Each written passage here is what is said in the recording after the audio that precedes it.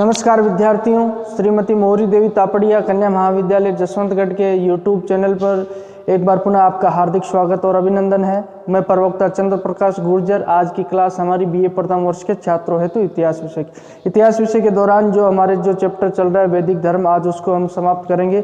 वैदिक धर्म के तहत जो हमने वैदिक धार्मिक विचारधाराओं को पढ़ा, किस तरीके से उनकी पूजा उपासना पद्धति उनके बारे में जिक्र किया।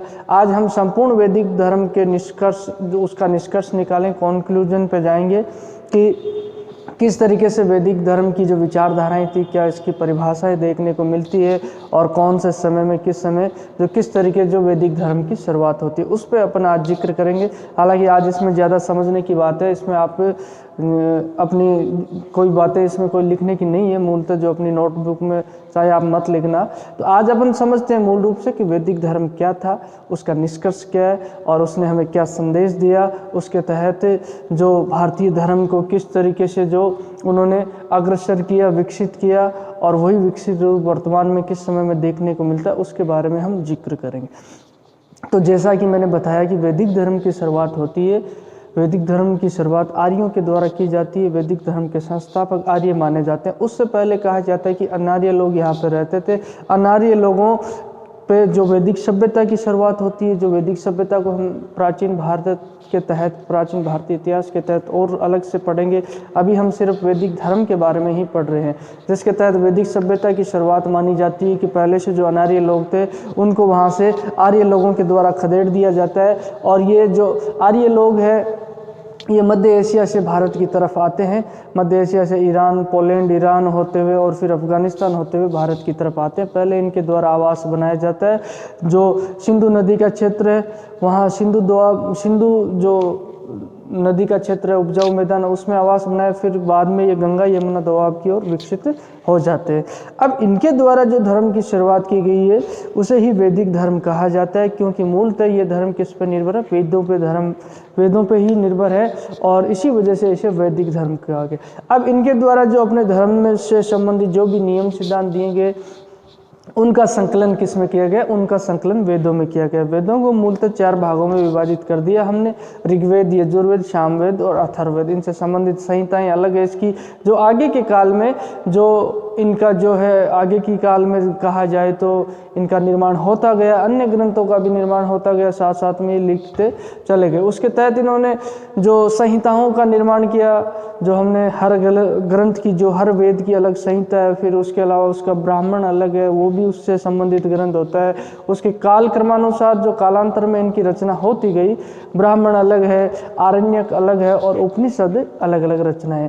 उनमें जो इनके द्वारा धर्मों के सिद्धांत दिए गए मूलतः वही वैदिक धर्म। तो बात करते हैं तो शुरुआती तौर में वैदिक धर्म की शुरुआत यानी पूजा उपासना, देवताओं की शुरुआत, देवताओं की पूजा की शुरुआत कैसे होती है? हालांकि भारतीय धर्म को देखा जाए तो भारतीय धर्म की जो जड़ें अति प्राचीन समय में सिंधु घाटी सभ्यता में भी मिलती है अपने को। वहीं से अपने देखा जो पशुपति शिव की मूर्तियां हैं, मातृ देवी की मूर्तियां, कई मूर्तियां मिलती है। लेकिन एक स्पष्ट रूप से जो लिखित रूप से जो अपने को देखने को मिलती है वो वैदिक सभ्यता से मिलती है। तो वैदिक सभ्यता की बात करें तो शुरुआती दौर में इन्होंने क्या है, वैदिक लोगों के द्वारा यानी आर्य लोगों के द्वारा जो प्रकृति के रहस्य को देखा गया। इनके हृदय में जो प्रकृति है उसे देखकर विश्व में आश्चर्य पैदा होता है। प्रकृति को इन्होंने देखा, बोले ये क्या है, और इससे डर लगता है, इनको भय उत्पन्न होता है। तो इस वजह से इनके द्वारा क्या किया जाता है कि प्रकृति का देवीकरण कर दिया जाता है।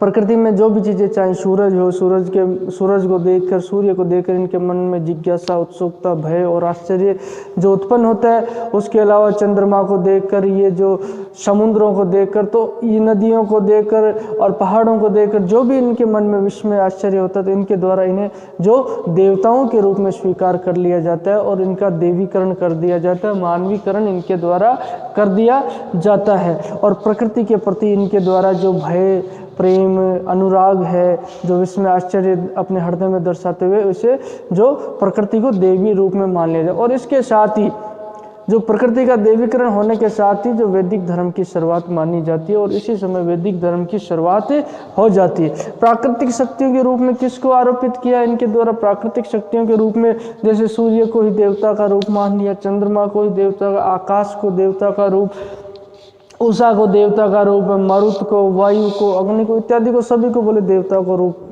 मान लिया, क्योंकि जो इन्होंने देखा इन चीज़ों को तो इन्होंने माना कि जो सृष्टि के संचालन में और सृष्टि के निर्माण में इन्हीं की महत्वपूर्ण भूमिका मानी जाती है, तो इन चीज़ों को उनके द्वारा स्वीकार कर लिया जाता है। अब धर्म निरंतर इनका विकसित होता है, जो विकसित क्रम अपने को देखने को मिलता है, अविकसित धर्म से विकसित धर्म का स्वरूप जो हमें दिखाई देता है वो दिखाई देता है धीरे धीरे इस समय में। और वैदिक धर्म का समय हमने बताया आपको 1000 ईस्वी से लेकर 600 ईस्वी पूर्व तक होते हैं। इसमें 2 भाग विभाजित, इसे और 2 भागों में विभाजित किया गया है। पहले को उत्तर पूर्व वैदिक काल कहा गया, ऋग्वैदिक काल कहा गया, उसके पश्चात उत्तर वैदिक काल कहा गया। अब शुरुआती समय में बात करते हैं। शुरुआती समय में तो धर्म बड़ा साधारण था, सरल था और स्पष्ट था, लेकिन धीरे धीरे जो धर्म में काफ़ी जटिलता, कर्मकांडों में काफ़ी जटिलता आती चली गई। शुरुआती दौर में जो पूजा उपासना की विधि थी वो भी सामान्य था, जो यज्ञों का आयोजन होता था वो भी घरों में सामान्य व्यक्ति के द्वारा स्वयं ही करवा दिया जाता था।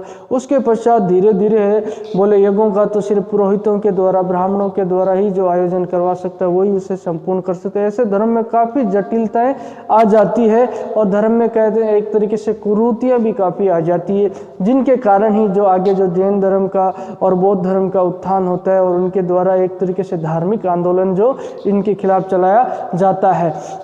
मूलतः उसका जिक्र हम अगले चैप्टर में करेंगे। ये चैप्टर आज अपने समाप्त हो जाएगा। उसके पश्चात जो नया चैप्टर है जैन धर्म और बौद्ध धर्म, महावीर स्वामी के द्वारा जैन धर्म की शुरुआत की जाती है। 544 ईस्वी पूर्व उनका जन्म होता है वैशाली कुंडल ग्राम में। उसके अलावा महात्मा बुद्ध की बात करेंगे 566 कई जगह 563 ईस्वी पूर्व उनका जन्म होता है कपिलवस्तु लुम्बिना में। और उनके द्वारा इन धर्मों की, हालांकि महावीर स्वामी की बात करें तो महावीर स्वामी 24वें तीर्थंकर होते हैं। उनके द्वारा जो जैन धर्म में काफ़ी जो इसे सुधार किए जाते हैं। और उसके अलावा बात करें तो बौद्ध धर्म की संस्थापक ही महात्मा बुद्ध होते हैं, उनका हम आगे की क्लास में जिक्र। तो जिस तरीके से धर्म में कुरीतियाँ और अंधविश्वास काफ़ी बढ़ जाता है, तो उसके एवज में ये धार्मिक आंदोलन देखने को अपने को आगे मिलेगा।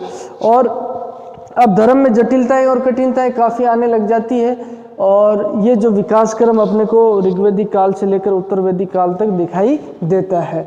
अब उनकी पूजा उपासना विधि के बारे में हमने जिक्र किया। पूजा उपासना की विधि मूलतः उनकी 2 तरीके की थी। एक तो प्रार्थना के द्वारा अपने देवताओं ईश्वर को प्रसन्न करना, उसके अलावा जो यज्ञों के द्वारा अपने देवताओं को जो भेंट पहुंचाकर जो उनको प्रसन्न करना और उसके बदले में देवताओं से जो मांग उनके द्वारा की जाती थी, पुत्र पौत्र की मांग की जाती, धन धान्य की मांग की जाती थी और दीर्घायु की मांग उनके द्वारा देवताओं को प्रसन्न करते हुए की जाती थी। और इसके साथ ही बहुदेववाद का प्रचलन, बहुदेववाद का मतलब है कई देवताओं की पूजाओं का जो प्रचलन हमें देखने को मिलता है। बहुदेववाद जगह जगह जो यहाँ उनके द्वारा देवताओं का आरोपण पृथ्वी की प्रत्येक वस्तुओं में कर दिया जाता है, जिससे धर्म में काफ़ी जटिलता और कुरीतियाँ, अंधविश्वास काफ़ी बढ़ जाता है आगे चलकर।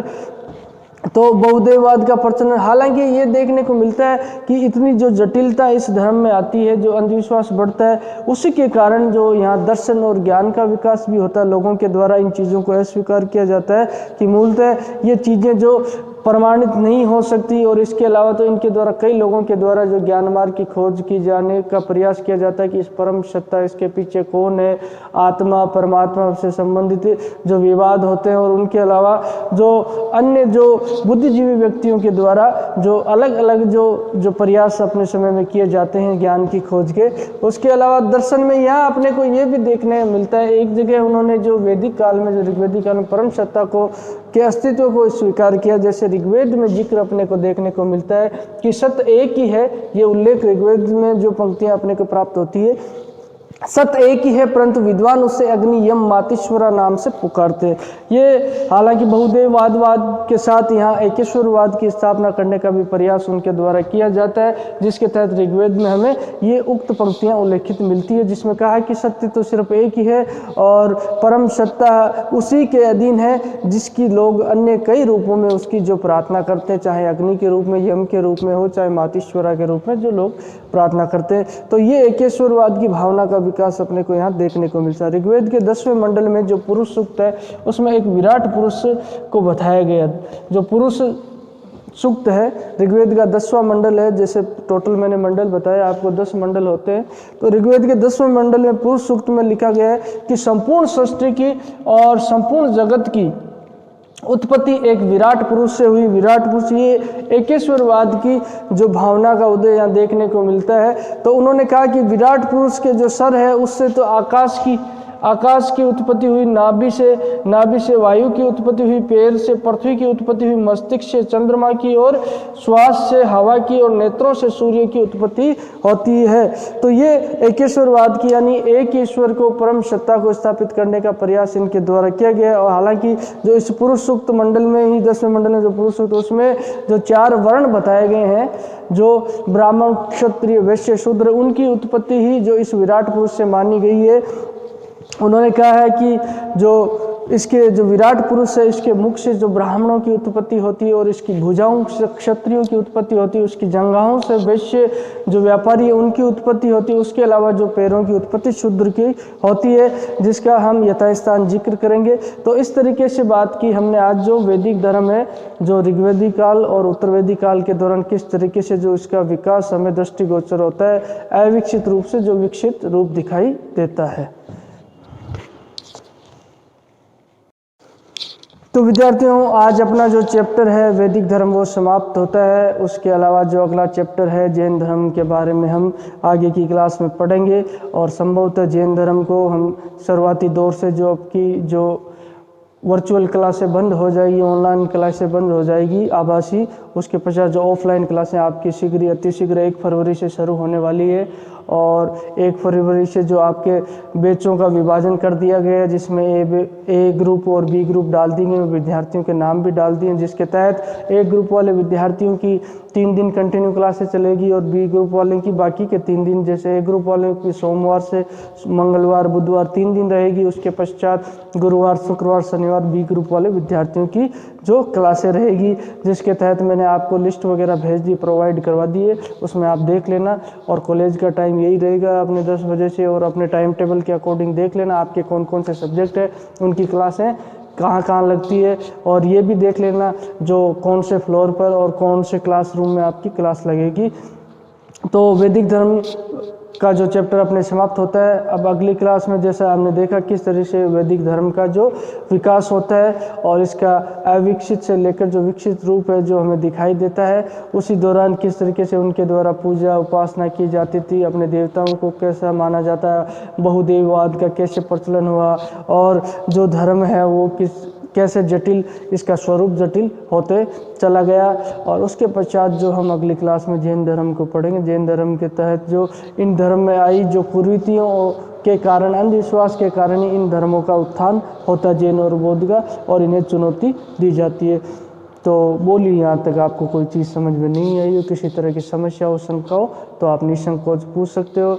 और आज की क्लास के लिए बस इतना ही पढ़ेंगे, और बाकी जो अगली क्लास में नए चैप्टर की शुरुआत करते हैं। तो उम्मीद करता हूँ बेहतर तरीके से आपको समझ में आया होगा। और भी किसी तरह की समस्या हो तो आप निसंकोच पूछ सकते हो। तो आज की क्लास के लिए बस इतना ही, और एक बार पुनः सभी विद्यार्थियों का बहुत बहुत धन्यवाद।